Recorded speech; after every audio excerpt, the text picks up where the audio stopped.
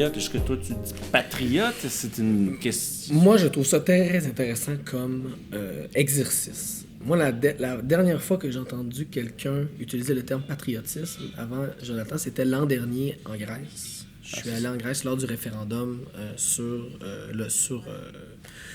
l'austérité, en fait. Où il y avait tout un débat, donc, en Grèce sur est-ce qu'on accepte ou pas les conditions de l'Union européenne. Et les gens, que dans le terme que les gens utilisaient spontanément pour décrire le gouvernement qui était au pouvoir, ils disaient que c'est un gouvernement qui est patriote.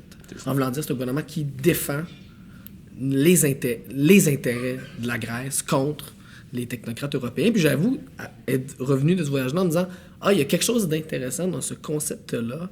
C'est pas exactement du nationalisme, c'est pas... Il y a comme une puis j'avoue, même moi, m'être demandé est-ce qu'il n'y a pas là un concept à creuser, à réfléchir. Puis c'est pour ça que j'ai trouvé ça super intéressant quand Jonathan est arrivé avec le livre, puis en disant est-ce qu'il n'y a pas dans ce concept-là quelque chose à utiliser, remettre ce concept-là sur la table en disant est-il encore actuel? Si oui, qu'est-ce qu'on peut en faire? Quel sens on peut y donner au 21e siècle au Québec à ce concept-là?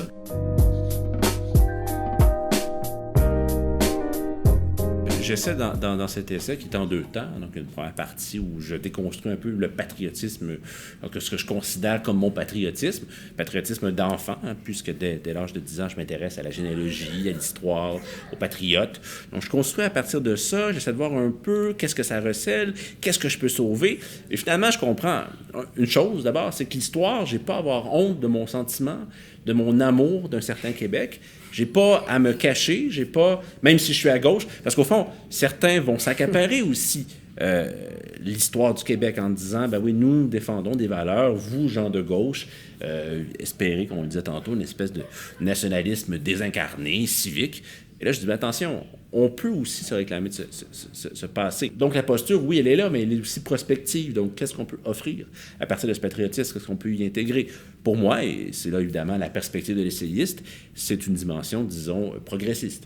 Toute société, bien sûr, se particularise par son histoire, par sa langue, par sa culture. Puis ça, c'est ce qui la rend unique. Mais si on féconde pas cet héritage-là avec un projet qui va vers l'avant, ça peut aussi devenir...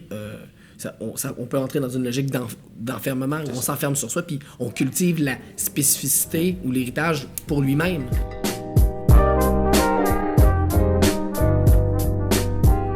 Les indépendantistes ont parlé des communautés, communautés culturelles, mais ont assez peu parlé avec les communautés culturelles. Puis ont voulu penser le projet d'indépendance par rapport à elles, assez peu avec elles, puis surtout rarement à partir d'elles puis de leurs préoccupations. Pour moi, tout le moment Charte des valeurs, c'est un moment où, sous le couvert de la laïcité, ce qu'on essayait de faire, c'était de trouver un nouvel autre. Historiquement, c'était les Anglais. Là, ça, c'est plus difficile maintenant. Puis le nouvel autre, c'est l'immigrant. Puis ça, pour moi, c'est l'exemple parfait de ce qu'il ne faut pas faire si on veut développer un projet avec ces gens-là. Tu évoquais tantôt la question de la colonisation. Nous avons été nous-mêmes colonisés. Mais comme tu le disais très bien, nous avons été aussi des colonisateurs. Et quand on intériorise jusqu'à un certain point ce sentiment de dominer, on voit pas très bien qu'on a peut être un dominant aussi. Et c'est ce qui fait que quand les anglophones nous disent à nous hey, vous êtes des colonisateurs, le réflexe c'est de dire hey, va donc chier. De quoi tu te mêles? T'es qui, toi, pour nous...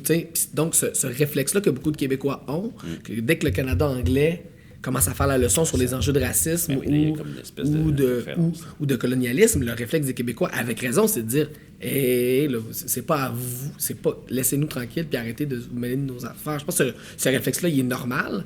Puis c'est correct même qu'on l'ait. Ce qui est important, c'est qu'on soit capable entre nous de parler de ces affaires-là. Puis ça, oui, c'est un défi qu'on a encore, mais moi, ça, j'essaie de contribuer à le relever en disant qu'il faut qu'on soit capable entre nous d'en parler.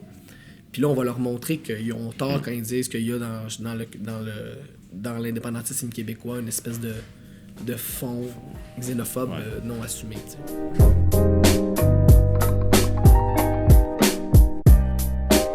La première étape, c'est d'arrêter constamment de parler au nom des jeunes puis de toujours présumer que, justement, ils ne s'intéressent pas à ces affaires-là puis qu'ils en ont rien à foutre et puis qu'ils ne s'intéressent pas à ça.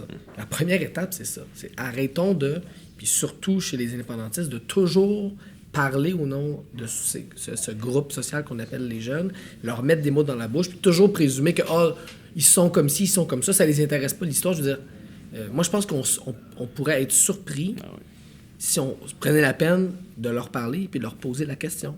Puis moi, l'expérience que j'ai eue en 2012, les gens souvent s'opposaient à la hausse des frais de scolarité en disant les libéraux sont en train de nous faire régresser, sont en train de déconstruire l'héritage de la Révolution tranquille. Nous, on veut poursuivre cet héritage-là, l'approfondir, on veut pas le jeter par-dessus bord. Moi, j'ai pas du tout conscience de faire partie d'une génération où les gens disaient je veux dire, avant nous, il n'y a rien, on fait table rase. Je veux dire, moi, j'ai pas du tout senti ça. Au contraire. Puis depuis la Révolution tranquille, c'est ça que le Québec a réalisé ou devrait réaliser. C'est que notre identité là, est plus accrochée à un crucifix. On peut plus faire confiance à l'Église pour défendre ce que c'est le Québec. T'sais. Le Québec, maintenant, son avenir, il est attaché à ses institutions sociales et politiques. Puis ça, c'est justement, c'est pas l'Église catholique, c'est les cégeps, c'est les CPE. Je veux dire, c'est ça aussi notre identité. Ouais.